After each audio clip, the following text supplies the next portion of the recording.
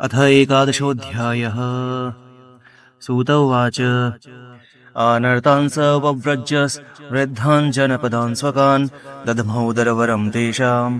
विषादं शमयन्निव स उच्चकाशे धवलोदरोदरो युरुक्रमस्याधरशोणशोणिमा दाध्मायमानः कलकञ्जसम्पुटे यथाब्जखण्डे कलहंस उत्स्वनः तमुपश्रुत्य निनदं जगद्भयभयावहं प्रत्युद्ययुः प्रजाः सर्वा भर्तिर्दर्शनलालसाः तत्रोपनीतबलयो रवैर्दीपमिवादृताः आत्मा रामं पूर्णकामं निजलाभेन नित्यदा प्रीत्युत्फुल्लमुखः प्रोचुर्हर्षगद्गदया गिरा पितरं सर्वसुहृदम् अवितारमिवार्भकाः नतः स्मतेनाथ सदाङ्घ्रिपङ्कजम् विरिञ्च वैरिञ्च सुरेन्द्रवन्दितम् परायणं क्षेममिहेच्छतां परं न यत्र कालः प्रभवेत्परः प्रभुः भवाय नस्त्वं भव विश्वभावन त्वमेव माताथ सुहृत्पतिः पिता त्वं सद्गुरुर्नः परमं च दैवतं यस्यानुवृत्त्या कृतिनो बभूविमा अहो सनाथा भवता स्म यद्वयं त्रयविष्टपानामपि दूरदर्शनं प्रेमस्मितस्निग्ध निरीक्षणाननं पश्येम रूपं तव सर्वसौभगम् यर्यम्बुजाक्ष पससार भो भवान् पूरुन्मधुन्वाथ सुहृद्दिदृक्षया तत्राब्दकोटिप्रतिमः क्षणो भवेद् रविं विनाक्ष्णोरिव नस्तवाच्युत इति चोदीरिता वाचः प्रजानां भक्तवत्सलः शृण्वानोऽनुग्रहं दृष्ट्या वितन्वन् प्राविशत्पुरीम् मधुभोजदशार्हार्ह कपूरान्धकवृष्णिभिः आत्मतुल्यबलैर्गुप्तां नागैर्भोगवतीमिव सर्वर्तु सर्वविभव पुण्यवृक्षालताश्रमैः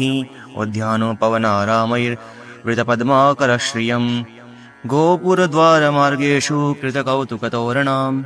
चित्रध्वजपताकाग्रैरन्तः पतिहताप्तपाम् सम्मार्जितमहामार्ग रथ्यापणकचत्वरां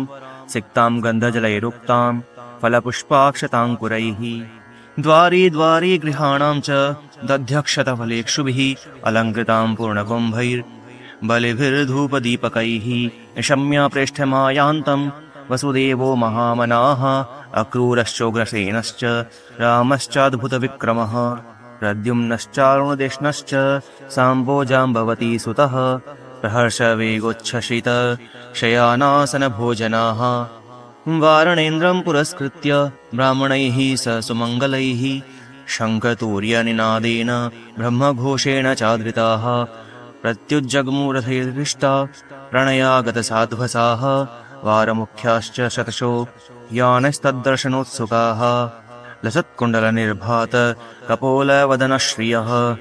नटनर्तकगन्धर्वाः सूतमागधवन्दिनः गायन्ति चोत्तमश्लोक चरितान्यद्भुतानि च भगवांस्तत्र बन्धूनां पौराणाम् अनुवर्तिनां यथा विद्युपसङ्गम्य सर्वेषां मानमादधे प्रभाविवादनाश्लेष करस्पर्शमितेक्षणैः आश्वास्य चाश्वपाकेभ्यो वरिश्चाभिमतैर्विभुः स्वयं च गुरुभिर्विप्रैः सदारैः स्थविरैरपि आशीर्भिर्युज्यमानोऽन्यैर्वन्दिभिश्चाविशत्पुरम् राजमार्गं गते कृष्णे द्वारकायाः कुलस्त्रियः हर्म्याण्यारुरुहुर्विप्र तदीक्षणमहोत्सवाः नित्यं निरीक्षमाणानां यदपि द्वारकौकसां नैव तृप्यन्ते हीदृशः श्रियो धामाङ्गमच्युतम् श्रियो निवासो यस्योरः पानपात्रं मुखं दृशां बाहवो लोकपालानां सारङ्गाणां पदाम्बुजं सीतातपत्र व्यजनैरुपस्कृतः प्रसूनवर्षैरभिवर्षितः पथि विषङ्गवासा वनमालया बभौ घनो यथार्कोडुपचापवैद्युतैः प्रविष्टस्तु गृहं पित्रोः परिष्वक्तः स्वमातृभिः ववन्दे शिरसा सप्त देवकी प्रमुखा मुदा ताः पुत्रमङ्कमारोप्य स्नेहस्नुतपयोधराः हर्षविह्वलितात्मानः शिशिचुर्नेत्रजैर्जलैः अथा विशतस्वभवनं सर्वकाममनुत्तमं प्रासादायत्र पत्नीनां सहस्राणि च षोडश पत्न्यः पतिं प्रोष्य गृहानुपागतं विलोक्य सञ्जातमनो महोत्सवाः उत्तस्थुरारात् सहसा सनाशयात् सा तं हृदयप्रीडितलोचनाननाः तमात्मजैर्दृष्टिभिरन्तरात्मना दुरन्तभावाः परिरेभिरेपतिं निरुद्धमप्यास्रवदम्बुनेत्रयोर्विलज्जतीनां भृगुवर्यवैक्लवात् यद्यप्यसौ पार्श्वगतो रहो गतस्तथापि तस्याङ्घ्रियुगं नवं नवम् पदे पदे काविरमेत तत्पदात् चलापि चच्छीर्ण जहाति गर्हिचित् एवं नृपाणां क्षितिभारजन्मनाम् अक्षौहिणीभिः परिवृत्ततेजसां विधाय वैरां श्वसनो यथानलं मिथोऽवधेनो परतो निरायुधः स एष नरलोकेऽस्मिन्नवतीर्णः स्वमायया रेमे श्रीरत्नकूटस्थो भगवान् प्राकृतो यथा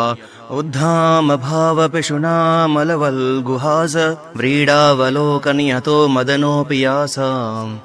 सम्मुह्य चापमजहात् प्रमदोत्तमास्ता यस्येन्द्रियं विमथितुं कुहकैर्न शेकुः तमयं मन्यते लोको यसङ्गमपि सङ्गिनम् आत्मोपम्येन मनुजं व्यापृण्वानं यतो बुधः एतदीशनमीशस्य प्रकृतिस्थोऽपि तद्गुणैः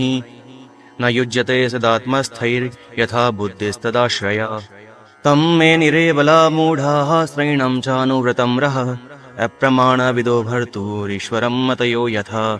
इति श्रीमद्भागवते महापुराणे पारमहंस्यां संहितायां प्रथमस्कन्धे